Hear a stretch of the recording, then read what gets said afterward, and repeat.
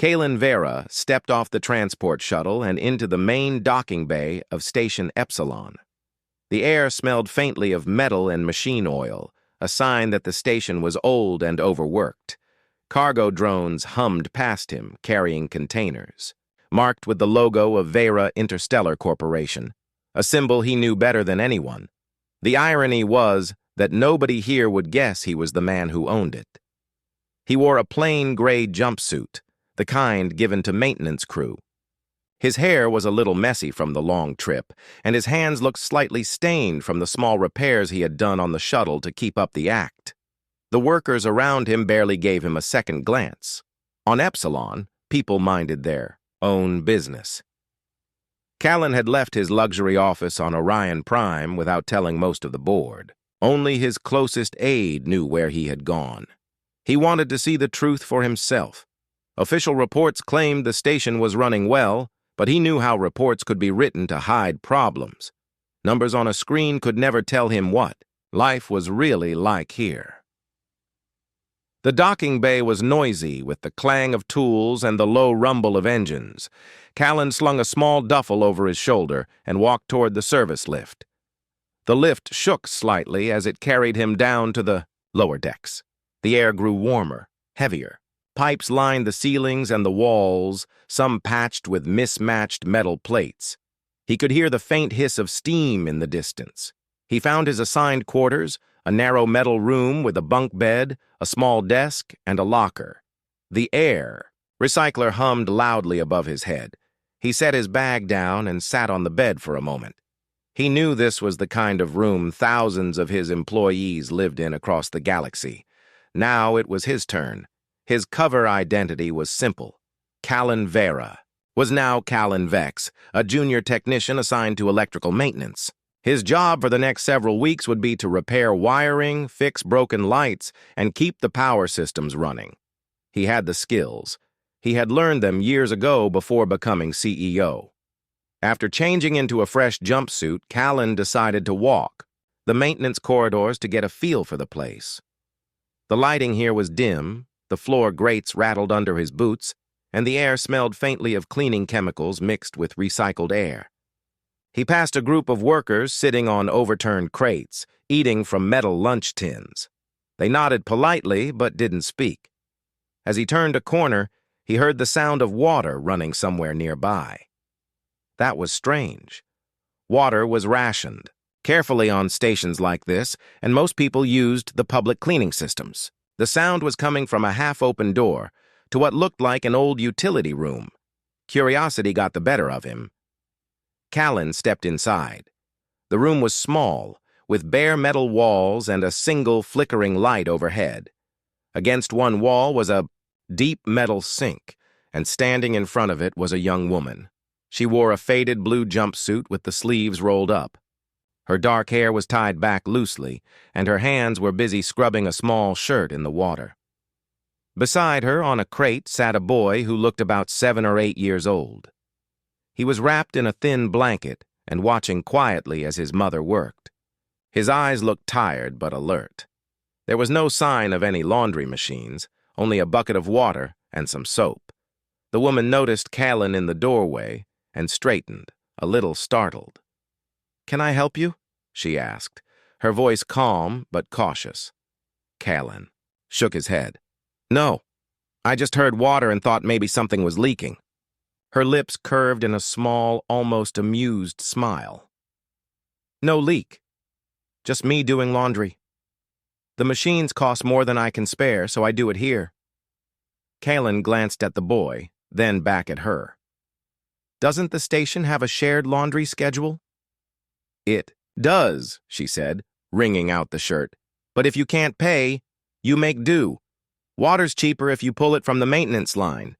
Not exactly warm, but it works." Callan wanted to ask more, but he kept his tone light. "Need an extra set of hands?" She blinked at him as if surprised by the offer, then shook her head. "No, but thanks. We're almost done." Callan nodded and stepped back. "All right, I'll leave you to it." As he walked away, he thought about what he had just seen. A mother washing her child's clothes in a sink on a corporate station that made billions of credits in profit every year. That was not in any of the reports. Later that night, lying on his bunk, the image of the woman and her boy stayed in his mind. He didn't know her name, but he knew she was one of the reasons he had come here. He had built an empire, but somewhere along the way he had lost sight of the people holding it up. On Station Epsilon, he planned to see everything. No filters, no speeches, just the truth. The next morning, Callan started his first maintenance shift. He was given a small toolkit, a datapad listing repair requests, and an older worker named Bren as his guide. Bren was tall, with a face weathered by years of hard work and air that was never truly fresh. He didn't waste time on small talk. They went from one section to another, replacing broken light strips, tightening loose panels, and fixing power conduits that hummed when touched. Callan worked quietly, listening to the low conversations between workers they passed. Most of them spoke about extra shifts, ration prices, and the state of the station's heating system. It was a constant background rhythm of tired voices and clanking tools. By midday, Bren decided to take a break in the crew lounge. Callan excused himself, saying he wanted to check one of the side corridors for a wiring fault. He had another reason in mind. The memory of the woman washing clothes in the utility room had stayed with him all night. He wanted to understand her situation better, though he wasn't sure why. He told himself it was part of learning the truth about station life. He walked through the lower maintenance halls, listening for that same sound of water. The old utility room was easy to find again. The door was half open, and the flickering light above still gave the place a tired glow. Inside, the woman was there once more, this time rinsing a pair of small trousers. The boy sat beside her again, resting his chin on his knees. She noticed him at the doorway and gave a short nod. "Back again?" she asked. "I guess so," Callan replied with a small smile. "I was passing through and thought I'd see how you were doing."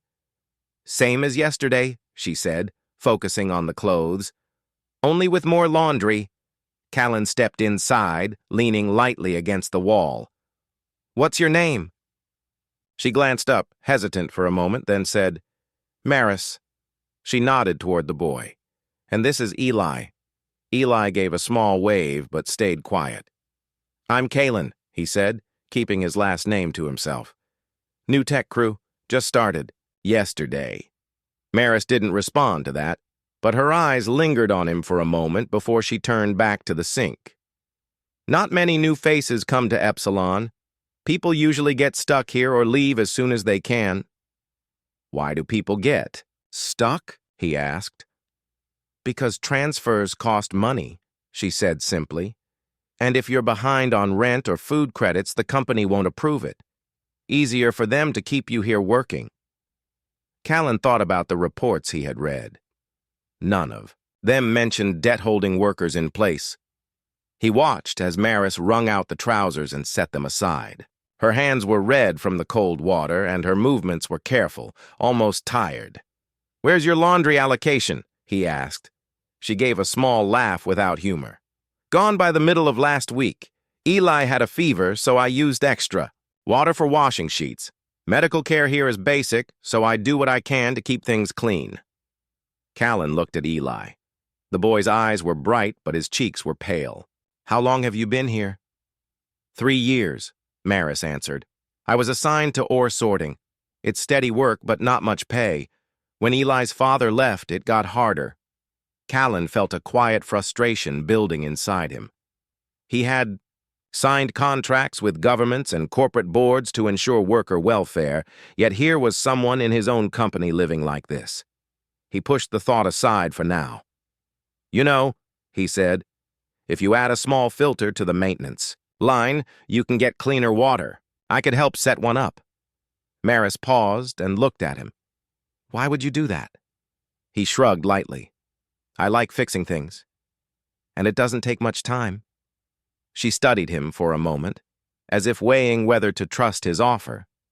Finally, she gave a small nod. "If you want to, I won't stop you." Callan smiled slightly. "I'll bring the parts tomorrow." He watched as she finished washing the last shirt, then helped her carry the bucket to the drain.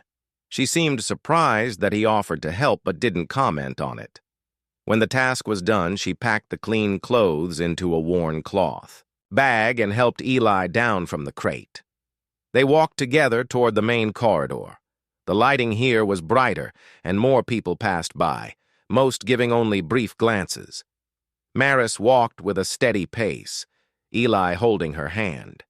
Callan matched their stride, asking small questions about the station's layout and the work shifts. She answered politely but without extra detail, keeping her focus on the path ahead.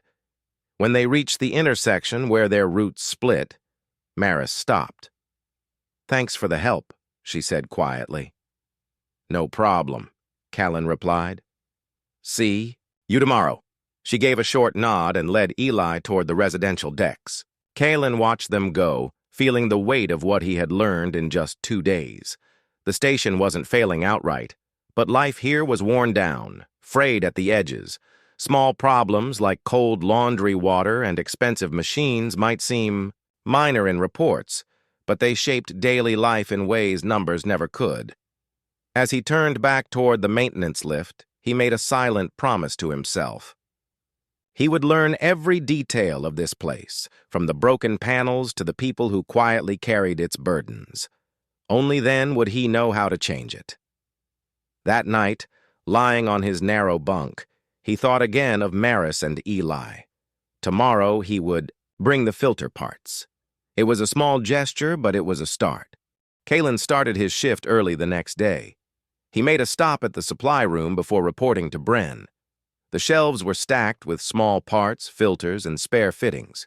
Most of the good equipment was locked behind a coded panel, but Callan knew enough about the station's inventory system to get what he needed without raising suspicion. He took a basic water filter, a length of reinforced tubing, and a small set of clamps. Bren was already in the workshop, sorting through a box of damaged connectors. "You're early," Bren said without looking up. "Wanted to get ahead on some wiring checks," Callan replied. It wasn't a lie, but it wasn't the full truth either. The first part of the day passed quickly. They worked in the communications hub, fixing a series of faulty power relays. Bren seemed to appreciate that Callan didn't complain about the heat or the noise.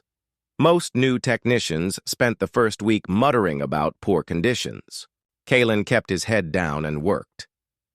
By midday, Bren was called to a different sector to help with an emergency repair.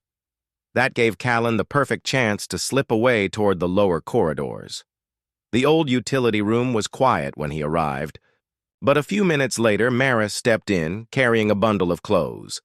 Eli followed, holding a small cloth bag. "You're back," she said, sounding surprised.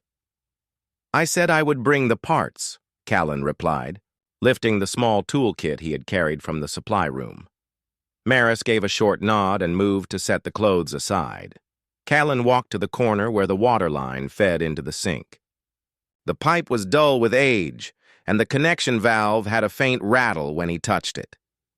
"This will only take a few minutes," he said. Eli came closer, watching as Callan cut a small section of the pipe and fitted the filter in place. The boy's eyes followed every movement. "You know how to fix things?" Eli asked quietly. Callan smiled slightly. "A little. Learned a long time ago." Maris stood nearby, arms folded as if still deciding what to make of him. She didn't interrupt. Once the filter was in place, Callan ran the tap.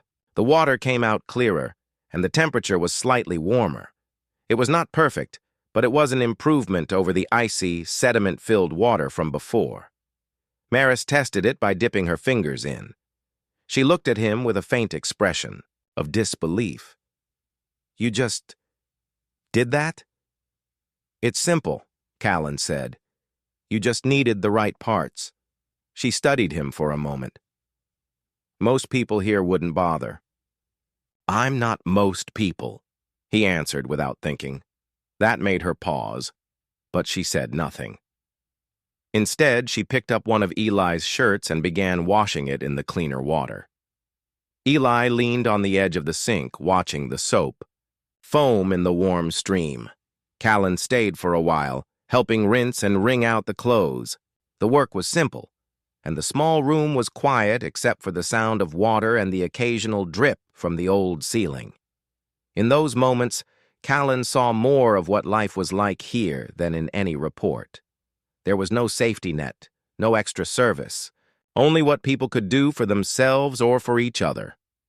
After the laundry was done, Maris packed the damp clothes into the bag Eli had brought. She looked at Callan as if weighing her next words. "You're not from here," she said finally. "No," he admitted, "but I've worked on stations before." She didn't press further, but there was a flicker of curiosity in her eyes. Callan knew he had to be careful. If she learned who he really was too soon, it could ruin the trust he was trying to build. They walked together toward the residential levels. On the way, Callan noticed details he had missed before. The metal panels along the corridor walls were uneven, some dented as if from past accidents. The air vents rattled with every cycle, and a faint vibration came from somewhere deep below, probably from the mining drills. When they reached the level where Maris lived, she stopped at a door. With a manual lock, Eli opened it and Callan caught a brief glimpse inside. The room was small, even smaller than his own quarters. There was a narrow bed in the corner, a small table, and a storage shelf with just a few items neatly arranged. "This is home," Maris said simply. "It's clean," Callan replied, meaning it as a compliment. She gave a small shrug.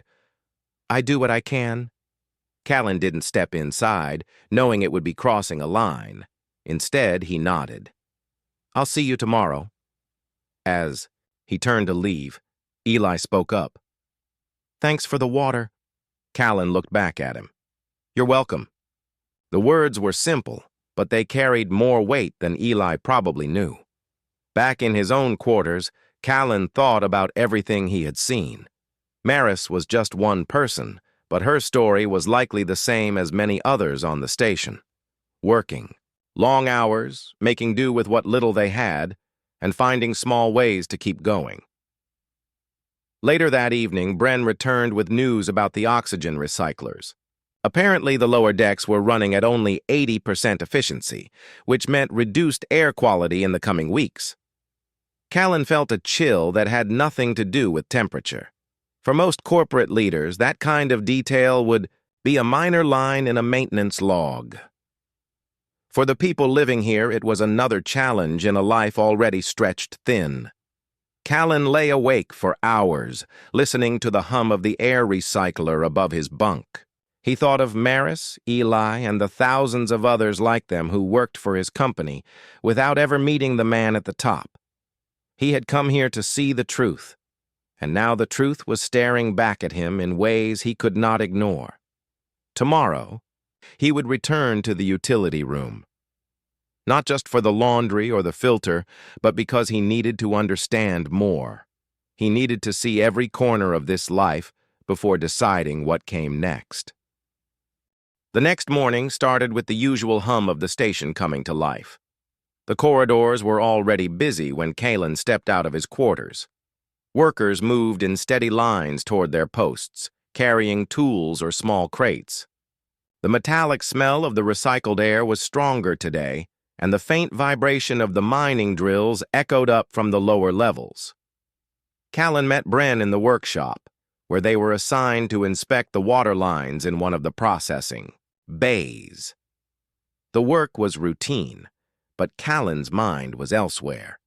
He kept thinking about how to make Maris and Eli's life a little easier without drawing too much attention. By midday, Bren headed off to check a power junction in another sector, leaving Callan free to follow his own path. He walked toward the lower corridors, the quiet part of the station where few people went unless they had to. When he reached the utility room, Maris was already there. The filter he had installed was still in place, and the water was running, clear. She was rinsing a shirt while Eli sat nearby, swinging his legs and humming softly to himself. "You came back?" Maris said without looking up. "I wanted to see how the water was working," Callan replied. "Any trouble with it?" "No."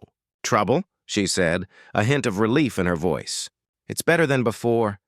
Eli likes warm water now." The boy grinned. "It's not cold anymore." Callan smiled. "That's good." He stepped closer to check the pipe and noticed that part of the connection above the filter was loose. He tightened it with a small wrench from his pocket. "This should keep it steady for a while," he said. Maris glanced at him, her expression thoughtful. "You fix things for other people too? Or just us?" "I fix whatever needs fixing," Callan said. "But sometimes people don't ask for help."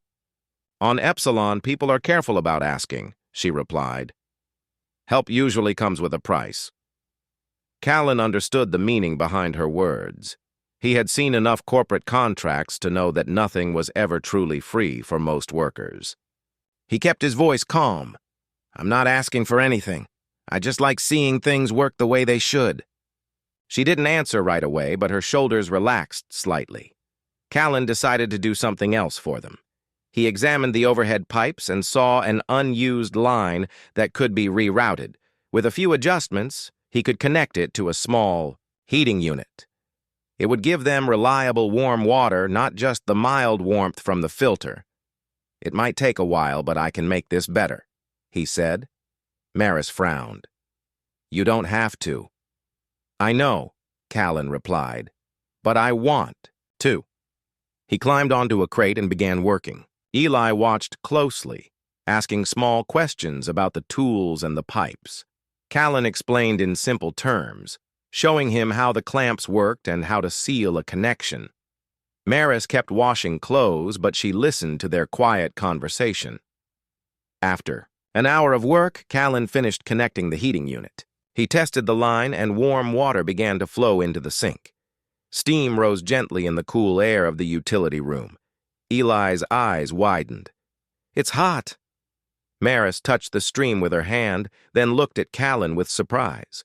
"How did you even do that?" "Just used what was already here," he said. "The parts were in storage." Maris gave a small shake of her head.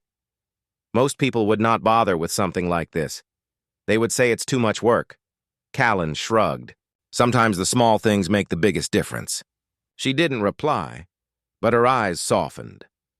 They finished the laundry faster with the warm water, and Eli seemed more cheerful than usual. Callan helped carry the wet clothes in a basket back toward their quarters. Along the way, a few workers glanced at them curiously, but no one said anything. When they reached Maris's door, she paused before unlocking it. "Thank you," she said quietly. "Not just for today, but for yesterday, too." "You don't need to thank me," Callan said.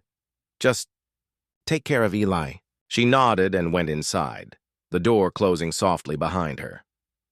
Callan walked back toward the upper decks, his thoughts turning over what had just happened. For him, fixing a pipe was nothing. But for Maris and Eli, it meant comfort, a little less. Struggle in a place where every credit and every drop of water mattered. That evening, Bren returned from his own shift with news that made Callan's attention sharpen. "They say the oxygen recyclers on Deck 12 are showing more errors," Bren said. "If they keep failing, we'll have to shut parts of that deck down for repairs." "Who lives on Deck 12?" Callan asked. "Mostly families," Bren replied. "It's the residential section for the ore sorting crew." Callan thought of Maris. He wasn't sure what deck she lived on, but the idea of a failing oxygen system in the family section bothered him. He made a note to check it himself when he could. Later that night, he walked the quiet corridors alone. The station's hum seemed louder without the noise of the day. Lights flickered in some corners, and the air felt a little heavier than usual. He wondered how many more things were wearing down beneath the surface, unnoticed by anyone who could change them. He had come to Epsilon to see the truth. The truth was showing itself in small moments, the sound of clothes being washed in a sink, the gratitude in a child's voice, the way people avoided asking for help because they expected a cost. Callan knew he could not fix everything at once, but he could start with what was in front of him. Tomorrow, he would check the oxygen system. He would keep his eyes open for anything else the reports had failed to mention. And he would keep returning to that utility room, not only because it showed him the station's reality, but because it reminded him why he had come here at all. The morning began with a faint but unusual tension in the air. The station felt the same at first glance, but Callan noticed more workers moving quickly through the corridors. Their voices were quieter, and their eyes shifted toward the ceiling, as if they were listening for something. When Callan reached the workshop, Bren was already there, looking at a data screen with a frown. "We've got a bigger problem," Bren said. "The oxygen recyclers on Deck 12 are running at 60%. That's below safe level if it continues." "Why hasn't it been fixed yet?" Callan asked. "They say parts are on the way from another station," Bren replied, "but that could take days. Management doesn't want to shut the deck down because it would slow production."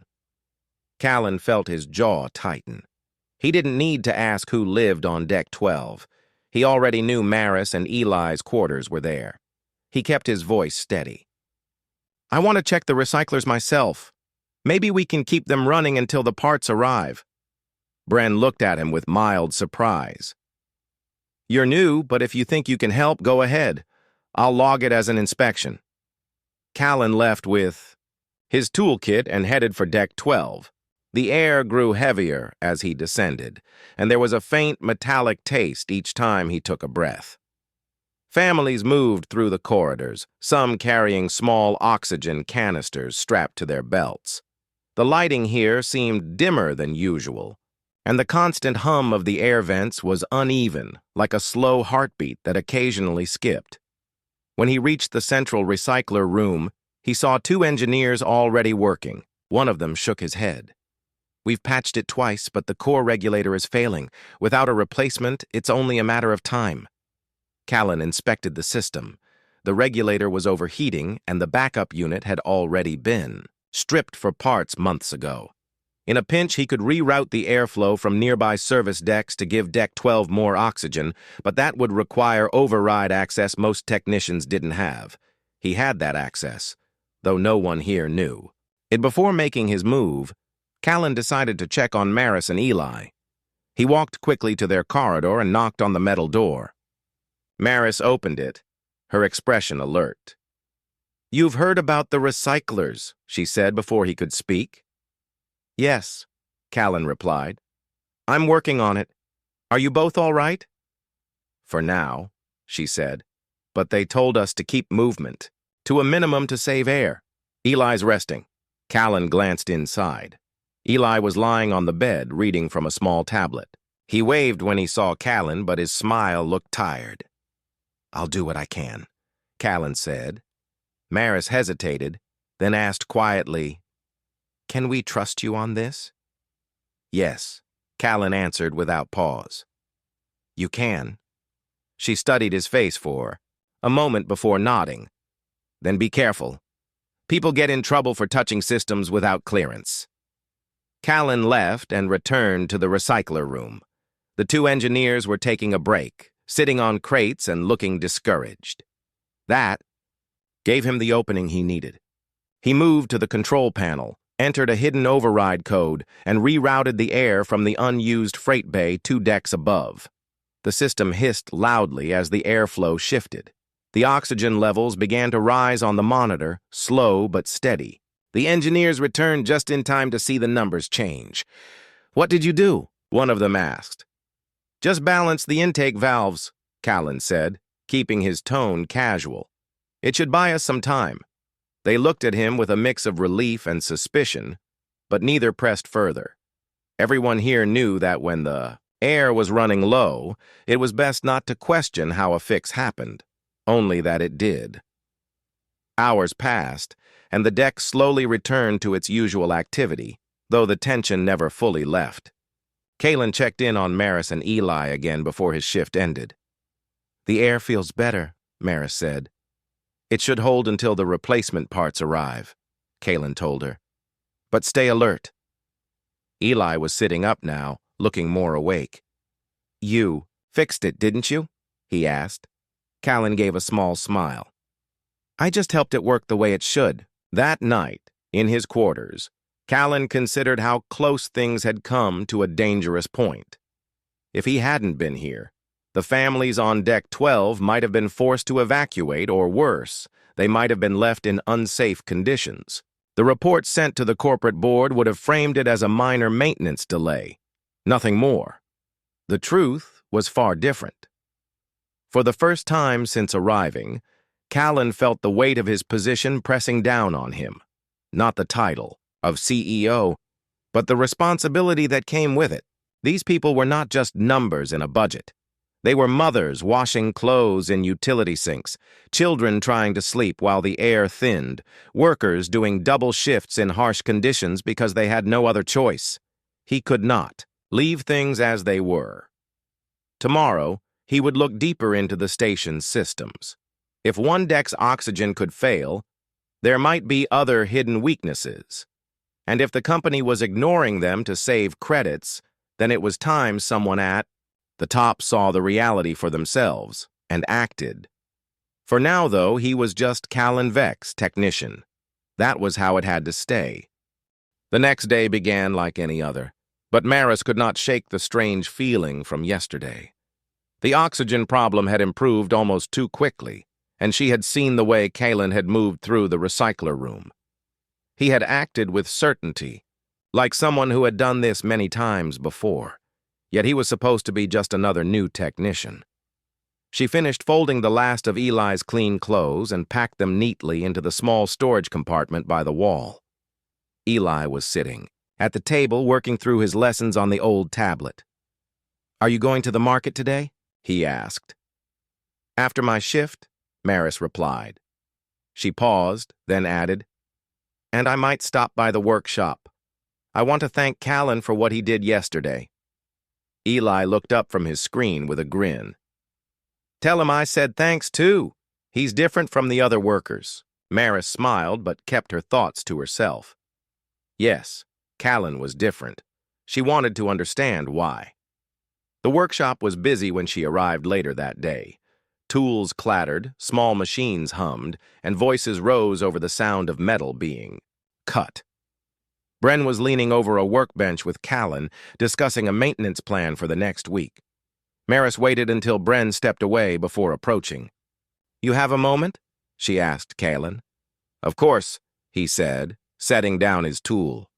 How's Eli? Better, Maris replied. Breathing is easier now. The air feels normal again. She tilted her head slightly. You did more than just balance the intake valves, didn't you? Callan's expression stayed calm. I made sure the system gave your deck what it needed. She crossed her arms. You have access codes, don't you? The kind normal technicians aren't supposed to have.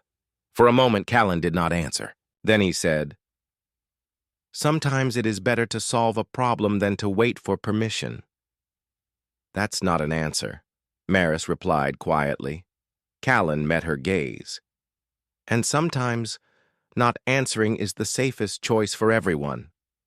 Maris studied him for a moment longer, then nodded. All right, but I want you to know, if you need help, there are people here who will stand with you. Even if we don't know everything, Callan gave a small smile. I'll remember that. Over the next few days, Maris kept noticing small things. Callan seemed to know exactly where certain tools were stored, even ones that had been misplaced, for weeks. He walked through the station with a quiet confidence, never looking lost. When workers complained about faulty machinery, he listened carefully, asking precise questions as if he was building a larger map in his mind. Rumors began to spread. Some said Callan had worked on high-grade starships before coming here. Others claimed he had been sent by a rival company to inspect the station. No one guessed the truth, but Maris felt they were all still far from it. One evening, as she finished her shift, she noticed Callan speaking to a small group of workers in a corner of the docking bay. They seemed tense, their voices low. When they spotted her, the conversation ended and the group scattered. Callan walked toward her as if nothing had happened. "Long day?" he asked. "Yes," Maris replied, then added, "Who were you talking to?" "Friends," Callan said simply. "They have concerns about the way things are run here." "And you're listening," Maris said. "I'm listening," Callan agreed. Later that night, the station shook with a sudden vibration. The lights flickered, and the sound of alarms echoed faintly through the corridors. Maris grabbed Eli's hand and pulled him toward the nearest safe zone. People around them moved quickly, some shouting instructions, others simply running. When they reached the shelter point, she turned to a guard. "What happened?" "Docking clamp malfunction," the guard replied. "One of the cargo haulers broke free for a few seconds before locking again. No damage to the hull." Maris nodded, but her eyes scanned the crowd until she spotted Callan at the far end of the shelter zone. He was speaking urgently into a comm device, his face serious. When their eyes met, he gave a brief nod before disappearing into the maintenance tunnels. Hours later, after the all-clear signal, Maris and Eli returned to their quarters. She tried to focus on calming her son, but her mind was elsewhere. Callan had reacted faster than the station crew. It was as if he had known exactly what to do before the announcement even came. The next morning, she found herself walking to the workshop again, not for repairs, but for answers. Callan was there, working on a damaged air pump. "You knew about the docking clamp problem, didn't you?" she asked. Callan looked up from his work. "I knew the system had been showing warning signs for days. No one had logged them as urgent, and you just happened to be in the right place when it failed." Callan placed the tool down slowly. "Maris, there are things I can't explain yet. Not because I don't trust you, but because the timing isn't right. If I tell you now, it could cause more harm than good." She frowned. "You make it sound like you're carrying a secret that affects more than just you." He nodded. "That's exactly what it is." Maris studied him. "Then I'll wait. But when you're ready, I expect the truth." Callan gave a faint smile. "You'll have it." That evening, Maris told Eli about the conversation. He listened carefully, then asked, "Do you think he's some kind of leader?" "I think he's more than he appears," Maris said, "and I think we'll find out soon." For the first time, she allowed herself to imagine that maybe Callan was here for a reason beyond simple repair work. Maybe he had come to change something. If that was true, then she would be ready to help, no matter what it cost. She just didn't know how soon that moment would arrive. The morning sun filtered weakly through the small window of Callan's quarters. He woke early, feeling the weight of the day ahead. The problems on Station Epsilon were growing, and the time to act had come. Today, Maris would learn the truth about who he really was. Callan dressed quickly and headed to the main control room. The air was thick with tension. Messages had come in that an incoming cargo ship had suffered engine failure and was drifting toward the station's docking bay. If it collided, the damage could be severe. He found Bren and several engineers gathered around the main console. They were debating how to handle the emergency, but their faces showed doubt and fear. Callan stepped forward. "We need to reroute. Power to the docking clamps and emergency thrusters immediately," he said firmly. "I have the codes to override manual controls. Let me handle it." Bren looked at him, surprised but trusting. "Go ahead. We don't have many options left." Callan entered the codes quickly. The station's systems hummed in response. Power surged to the docking clamps, gripping the incoming ship tightly before it could collide. The emergency thrusters fired, gently pushing the ship into a safe position. The room sighed with relief, but Callan's mind was elsewhere. This crisis was just one of many symptoms. The station was fragile, and the people living here deserved better. After the emergency passed, Maris approached him. Her eyes were steady but searching. "Callan, there's something you need to tell me," she said quietly. You move through this place with knowledge and authority no new technician should have. Yesterday, during the docking emergency, you used override codes that only senior staff hold. Who are you really? Callan took a deep breath and nodded. He looked around to make sure no one else was listening. I am Callan Vera, he said simply. The CEO of Vera Interstellar Corporation. Maris blinked, stunned. The CEO? But why come here undercover? Why hide your identity? Because I needed to see the truth for myself, Callan explained. Reports can lie, numbers can hide, the real struggles of the people. I had to understand what life was like for those who build and maintain the company every day. Maris studied him. So, all this time, you have been watching, learning, helping. Yes, Callan said. And now I know the changes that must happen. I want to help improve conditions here, starting with you and Eli. Maris's expression softened. That means a lot. But will the others believe it? Will they trust you once they know? Callan smiled. That's the challenge. But it starts with one step at a time. They walked together toward the residential decks. Callan felt the eyes of workers turning toward him as whispers spread. Some were skeptical, some curious, but many hopeful. At Maris's door, Eli ran to greet him. You saved the station, he said, beaming. Callan knelt down to his level. We saved it together, and we will keep making it better. That evening, Callan sat at his desk, drafting new plans for station upgrades. Clean water systems, better, oxygen recyclers, fair work policies. The road ahead was long, but for the first time, he felt ready. Station Epsilon was no longer just a name on a report. It was home to people he knew, people he cared about, and he would not let them down.